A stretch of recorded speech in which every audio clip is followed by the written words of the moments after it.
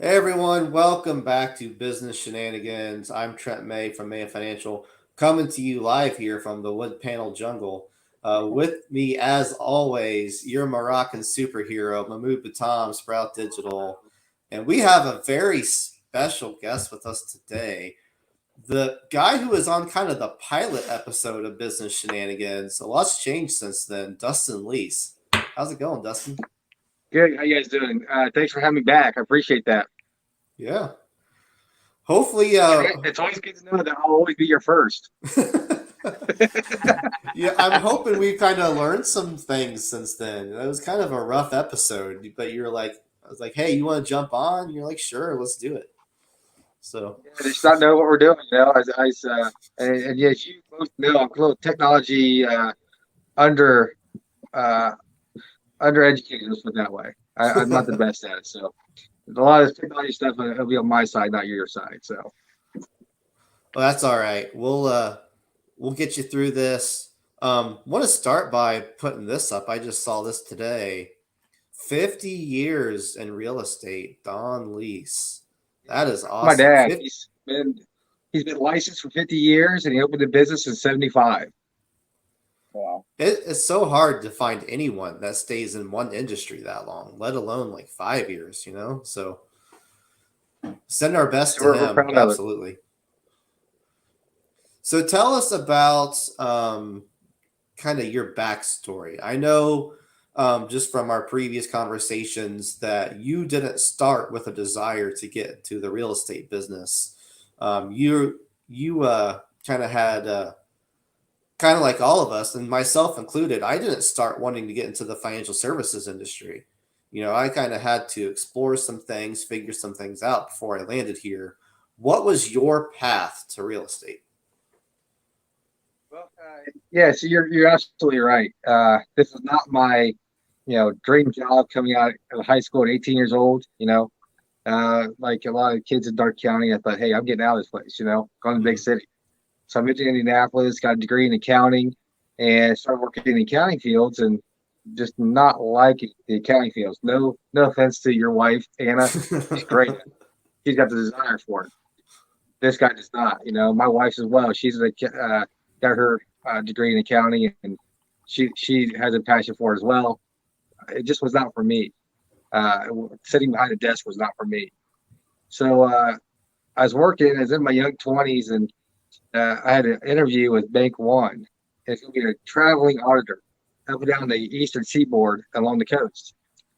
Again, young 20s, traveling up and down the coast. Yeah, sign me up. I'll do those. Well, I went through the round of interviews. It came to the final interview, and the vice president of the division came back and said, "We're not going to hire that position." So they didn't hire anybody. And I already quit my other job because I thought, fourth interview, I'm in. I got this shit in the bag. And so I said, "Okay, Dad, the I didn't get the job. I go, I think I'm going to try real estate, but I don't know if I'm going to like it. So I'm going to give it like 5 years." And 27 years later, here I am, part owner of the company, and still doing it. There, at least realty. You were initially planning on 5 years? Yeah, I told her give me 5 years. Yeah, 5 years, and let's see how I do. So, five turned into 20, turned into 27. Wow. That's awesome. Um, Tell us a little bit about the current situation of real estate. I'm like in the market right now. We've been looking for houses, and it's been just nuts. Can you like give us your analysis of what has happened in the last, I don't know, 4 or 5 months? Like what's been going on? It's actually been a little longer than 4 or 5 months at my mood. Yeah. The past 2 years have been crazy. Okay, Okay. when the COVID first, reared its ugly head, I, kind of batting down the hatches. Didn't know what's going to happen. Didn't know if our sales were going to stop or what was going to go on. Well, it had a weird effect on real estate. And again, the 27 years, I thought the guy's been in 40 plus years with another firm. He said he's never seen anything like this. And my dad's never seen anything like this. And being 50 years in, it's COVID had where everybody stayed home.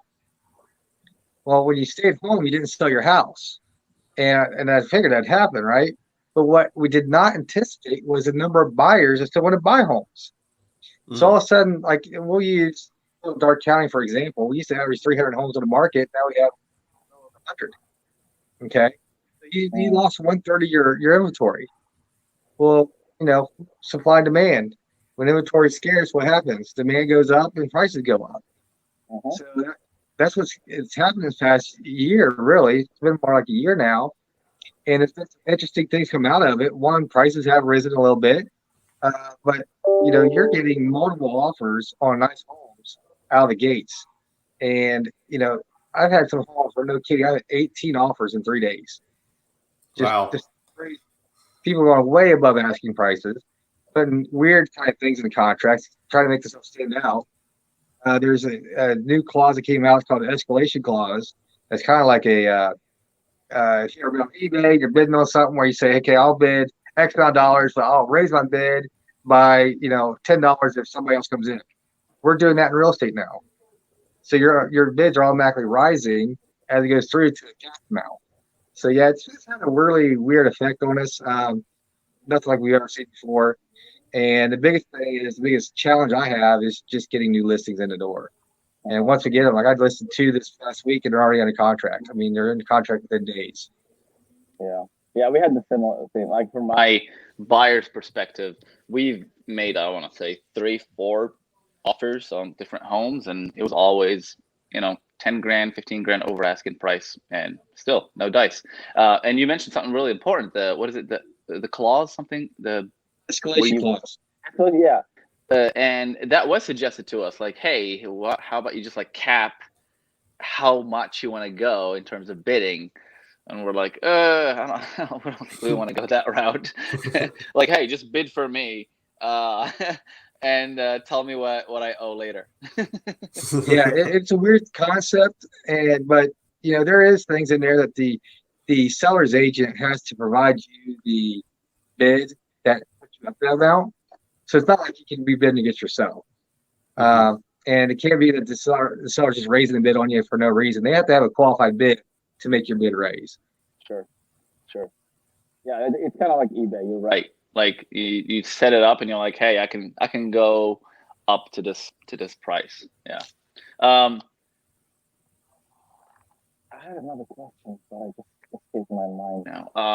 What are buyers complaining from right now, other than obviously not being able to buy a home because there's bidding wars everywhere? Like, what are they complaining from other than that? What are buyers complaining about? Yeah. Really, it's just inventory. I mean, I will say buyers have gotten more finicky. Okay. They are expecting more to be done for the house. Like, used to be a buyer would go in and say, okay, I'll fix this. I'll move this wall. I'll do some renovations here. And especially the younger buyers, like you young gentlemen there, I mean, I'm quite a bit older than you two. The buyers are wanting more things to be done for them already. So they want to move in more of a turnkey home these days. There's less and less of the home improvements done by the buyer. And they say, okay, if I want to do this, I'm going to hire it done. So we're seeing a shift there as well, especially the younger generations, that the process is they want a house that's ready to go. They want to fit, ready, nice, clean, and move in, maybe change a paint color, but that's not it. Right. That's interesting. So the older generations, basically, they don't mind getting into a house and there's a little bit of improvement to be made, but young people, they just want like plug and play. They want to come in and the house is ready to go. I should have had this meme ready. But there's an awesome meme out there where it's like, I want a beachfront house. Budget is like $800,000. I make $20,000 a year. Make it happen. You're seeing a lot of that right now. Yeah. Well, I will say this as well. In the 27 years, the buyers have gotten more realistic on their financing side of things. They're coming to me pre-qualified and kind of know where they want to be at that way. What to your comment there, I always get kicked out of some of these HGTV shows that, the 2 people have part-time jobs and they can buy $1.6 million. It's like, where are you getting your financing at? Where do you have part-time jobs before that kind of money? You have a trust fund sitting back there The show is not telling you about. Here's the question for you, Dustin. Do you see a silver lining? Is this thing coming to an end soon here? Are you seeing any changes so far? Especially with like interest rates. Like how like to Mahmood's question, how long can interest rates stay this low? That's a very good question. Honestly, I thought they'd be rising by now. They have not. They're still under 3% for a 30-year fixed loan. So the interest rates are still low. I see the market going to remain this way as long as interest rates are low and the inventory is low. Okay, so until you get your inventory back and get more of an equal thing where it's you're not fighting over listings, you're going to still create that buyer demand and fast sales. Now they lifted the moratorium on foreclosures, so you might start seeing more foreclosures come back on the market. My local banks I talk to, they don't have a lot of bad debt, so we're not going to see a lot from them.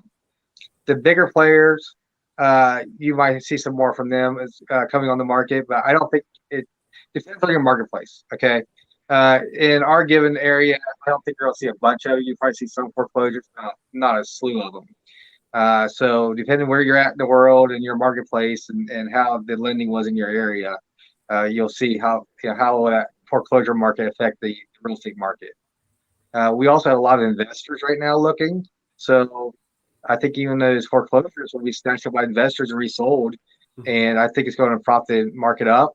And as you're seeing in Trent, you can kind of give your spin on this. But what I'm seeing is inflation is coming here, and we're in the middle of the inflation process. I think this might be the new standard for normal in pricing of homes. My mood, you're talking about buying. I've had some buyers say, "Well, wait a year before I buy." I don't really think the prices are going to be much different next year. I think this is a new standard for pricing, and you're going to see inflation along with all industries. I have comment here. This affects your business, and it kind of affects my business too. With technology comes, different ways of doing things, and people try to do it themselves, and a lot of times people get in a lot of trouble trying to do it themselves. Can you kind of expand on maybe some of the dangers that maybe for sale by owner listings, maybe for the buyer and the seller, that are not out there, or that aren't out there, that they don't realize are out there? So if you come to me and say, I want to list my house for sale by owner, I'd see here's some pitfalls, we'll say. One pitfall is, you better have a good contract. There's too many for sale by owners that don't have good contracts, and that is a huge pitfall.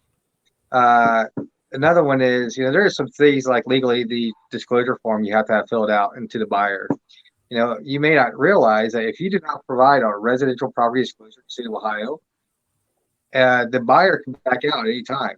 I mean, you could be the day of closing, and the buyer walks in and says, "I'm not buying your house." And for sale by owner, you say, "You have to," and the buyer can literally say, "You never provided me the residential disclosure form.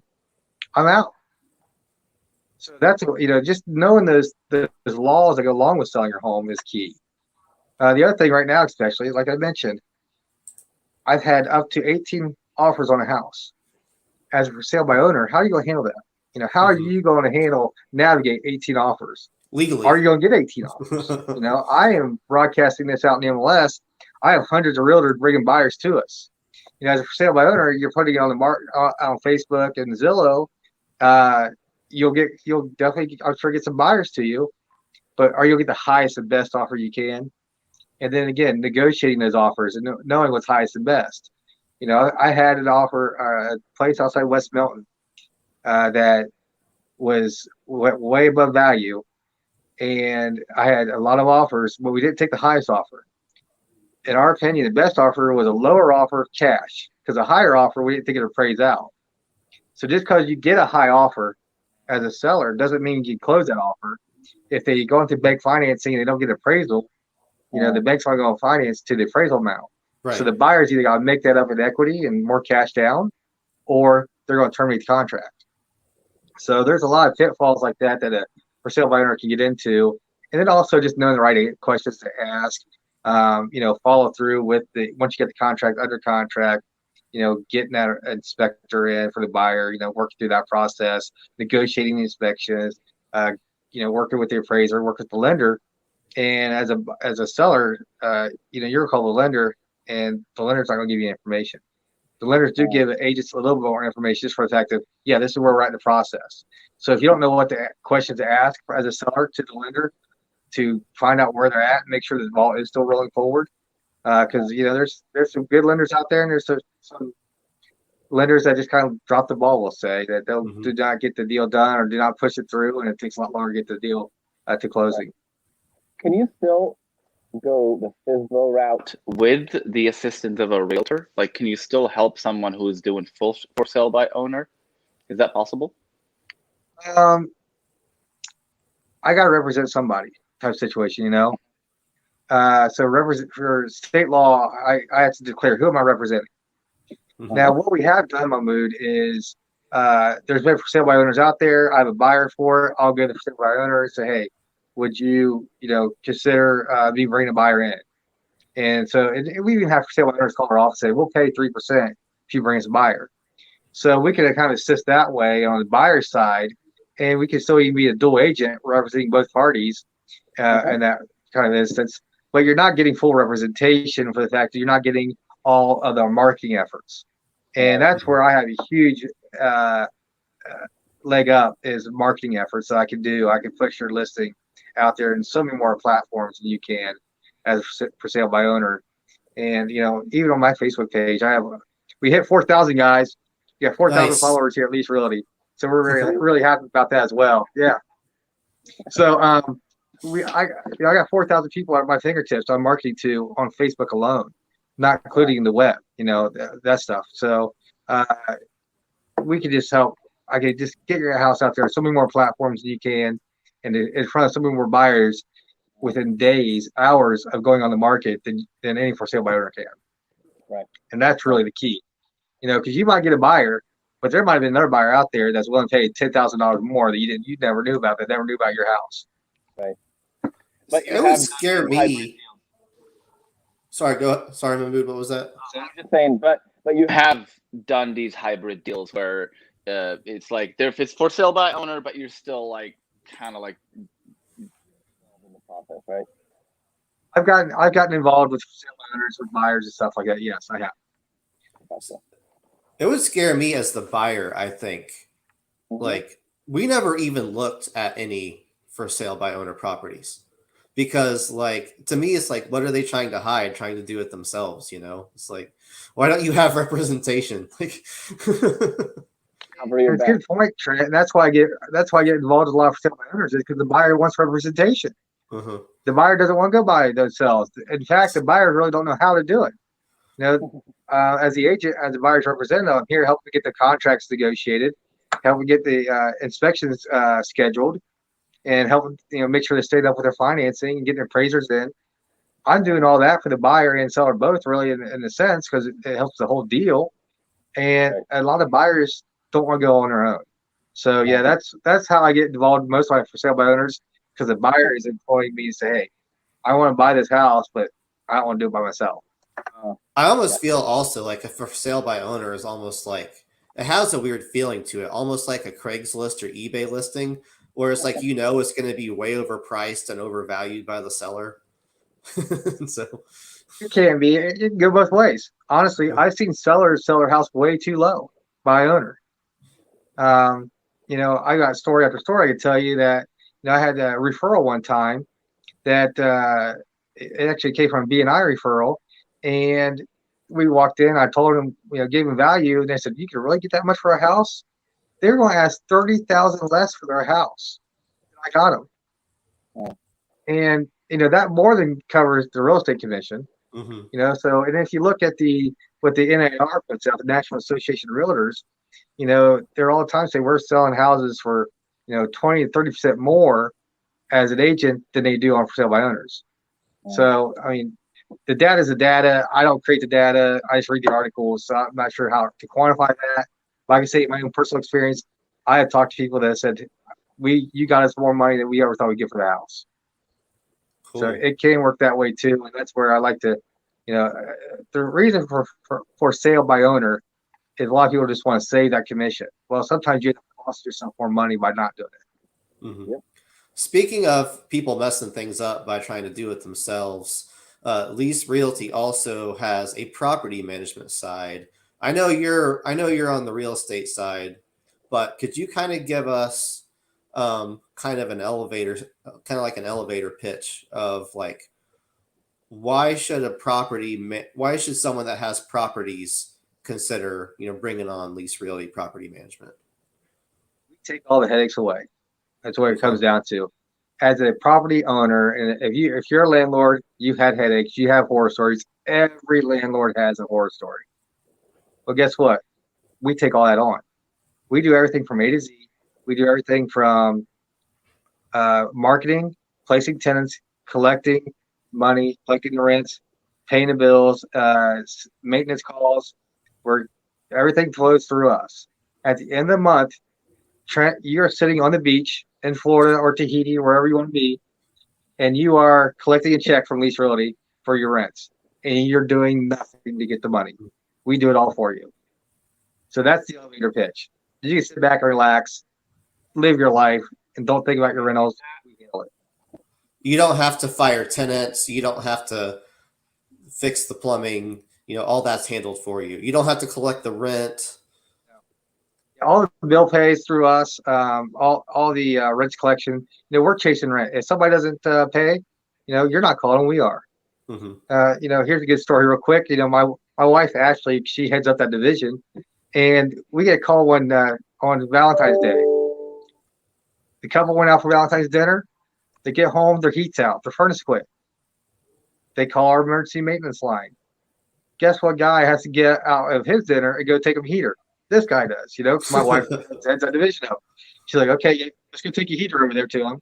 So your weekends are not being interrupted, because of the furnace stopped, and we have the heaters to take them to get them by. That way we can get them by till Monday to get the heating. Pay the HVAC professional come out and fix it during normal hours, not weekend rates. So we're gonna do all these things to help save money for the owner. But the biggest thing is we take all the headaches away. Mm-hmm. That's so cool. It's been a good service for us. Yeah. What's going on with the Dark County Fair? What are you guys planning on doing there? Well, we're back to fair again. We obviously everybody missed last year, but the Great Dark County Fair is back. We're at the same location across from the gazebo, right side of the main gate. We have a tent there. We have an excellent location there. The listing boards are a little more empty because the inventory is low, but we still have some listings out there. What we're also doing this year, kind of exciting. I'm glad you brought it up. We got Jake from Photobomb Media coming out Friday and Saturday, the first Friday and Saturday of the fair. And so you want to come into our tent, get your fair picture. So Jake at Photobomb is going to be there at the photo booth, taking fair pictures, and he's going to email them right to you or text them to you. So you have them on your phone. You can print them out at Walgreens, wherever you want to print them out at. But yeah, that's going to be exciting for us on Friday and Saturday. So if you're there, stop by the booth and get your picture taken, your family, your sweetheart, whoever, or your kids, have them use the photo booth, and it'd be a really special thing there. We're giving out the bags, the grocery bags that we give out. We've gone away from those in the past, and everybody comes up and say, "Don't you guys have these bags this year?" So we're, that's been our mainstay now. We always had the recyclable grocery bags there, the big ones, the 10 by 13, the biggest bag out there for your grocery trips. So we'll have those as well. And just stop by, say hello. That's the biggest thing is we just kind of enjoy seeing people that are past clients that we haven't seen in a couple of years. It's nice to talk to them, catch up, see what their family's doing, where their kids are at, and then you always meet new clients. So it's a fun time. It's very festive, very lighthearted, and a lot less formal, more casual. Love it. I love it, Dustin. Thanks for dropping in with us today. I know you're really busy these days with fair coming up, and I'm sure people will see you out there at your tent, big tent right by that main entrance there, across from the gazebo, like you said. Yeah. Good to see you. I appreciate you guys having me on. And for having me on, I'm actually going to put a swag bag together for you too. So be watching for your Lease Realty swag bag. Oh, I'm excited Love now. All right. Thanks, Thanks, Dustin, man. Mahmood. We'll see y'all next week. Thanks, guys. Thank you, See ya. guys.